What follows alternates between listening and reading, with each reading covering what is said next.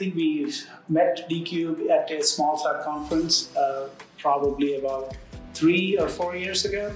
And it was really nice. We liked the product, we liked how simple they were, how easily you could fit it into an existing architecture. And then we had great conversations with the engineers at Dcubed, and things went from there where we were able to incorporate it into our existing architectures for these missions.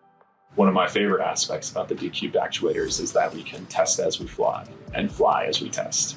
The Dcubed actuator having up to 400 resets is huge for us because if an instrument needs to recomplete a testing campaign, you now aren't faced with this question of, can the actuator handle the retest campaign and then still make it to its destination?